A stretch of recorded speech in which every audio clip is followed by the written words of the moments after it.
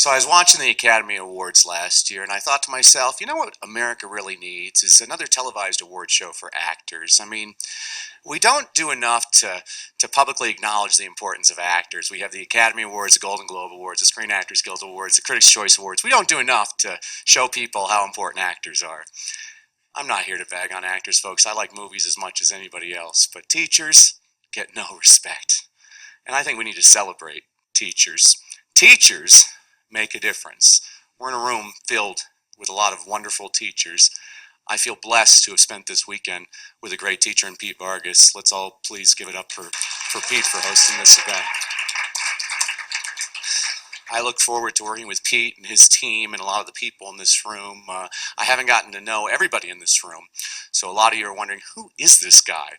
Well, I am Danny, a teacher of many ages, cultures, shapes, and sizes. I've actually taught all age levels, from preschoolers all the way up to rocket scientists. I can make that claim because I used to teach English as a second language to engineering students at the University of Southern California. I became a teacher because of the movie Stand and Deliver. How many of you ever saw the movie Stand and Deliver? If you haven't seen it, check it out. It's the true story of Jaime Escalante going to Garfield High School in East Los Angeles to teach AP Calculus. So I said, I'm going to be Jaime Escalante. So I was originally hired to teach 12th grade social studies in Compton, California. It's in inner city of South Central Los Angeles. And they switched me from working with high school students to middle school students to upper elementary to lower elementary to pretty soon, instead of preparing students for college, I was coming home with snot marks on my kneecaps every single day. And what I learned is what works with older students does not necessarily work with younger students. But what works with younger students works with all age levels. I've learned so much from my students. I've learned so much from all of my teachers over the years. How many of you ever had a teacher that made a huge difference in your life? I love to celebrate the teachers in my life, and I don't have enough time to talk about all of them, but a couple that had a huge impact on my life began with my 8th grade English teacher, Mrs. Witt. Mrs. Witt was 183 years old. She was about 4 feet tall. Her teeth reminded you of summer. Some are here, some are there. She was old school. She believed the English language should be memorized and diagrammed mathematically. She used to waddle around with a stopwatch and go, Brassell, 6 tenses of the verb to be, go! Present tense, I am, you are, he, she, it is, we are, you are, there. She's like, not good. I learned how to yawn without opening my mouth in her classroom because she carried a meter stick. And if she caught you yawn, she'd smack you across the face. If you said you were going to tell anybody, she'd say, who's going to believe you? I'm a sweet little old lady. She freaked us out.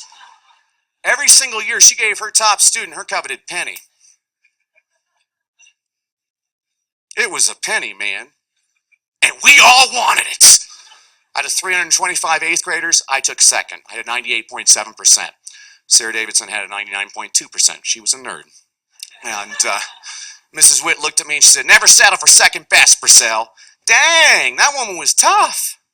But thank goodness I had Mrs. Witt. I could have never passed Miss McLean's class if I had not had Mrs. Witt. Miss McLean was my 11th grade English teacher.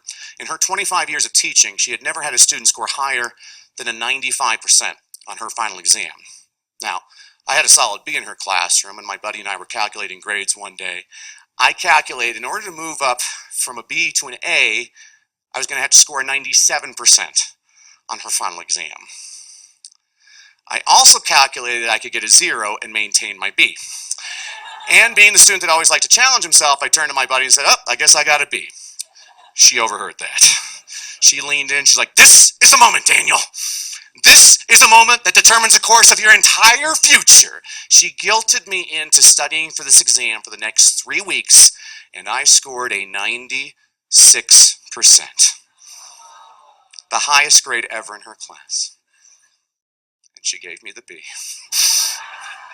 The woman never let me get away with anything. I would do a paper, quickly turn it in. She wouldn't even look at it. She'd say, how dare you, Daniel? How dare you put your name on this? She was a huge New York Yankees fan. She liked to remind me in his last season, Joe DiMaggio was playing in a meaningless game. The Yankees already clinched the pennant. They were up a run. DiMaggio hits a single, tries to stretch it into a double, slides head first into second base, almost kills himself. A rookie at the end of the inning is like, what were you thinking, Joe? DiMaggio looked at the rookie and said, I was thinking some kid, this might be his first time at Yankee Stadium. I want them to know what kind of player I am. Miss McLean looked at me and she said, Daniel, someday you're going to meet your maker, and it ain't going to be a very good day. So you need to make your worst day your best day by never giving anything less than your best effort. It's a lesson that served me when I became a teacher. I had so many wonderful students that I worked with. I had one boy, Jonathan. Jonathan's one of the most gifted and talented students I ever taught.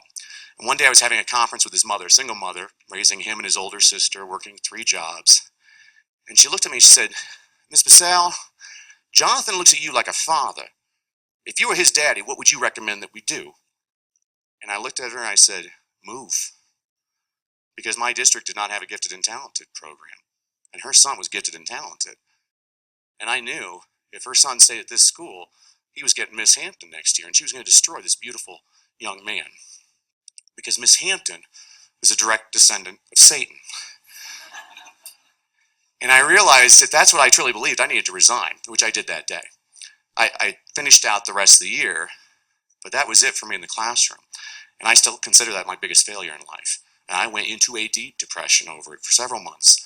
Took a position at a university, started training teachers, and finally one of my best teachers, my mom, she gave me a pep talk because she's a peppy person. She said, don't you see, Danny, don't you see?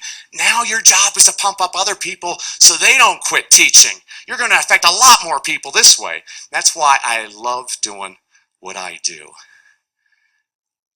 You know, I would love to be your teacher, but I'm not going to stand here and say, please go to DannyBrassell.com so I can be your teacher.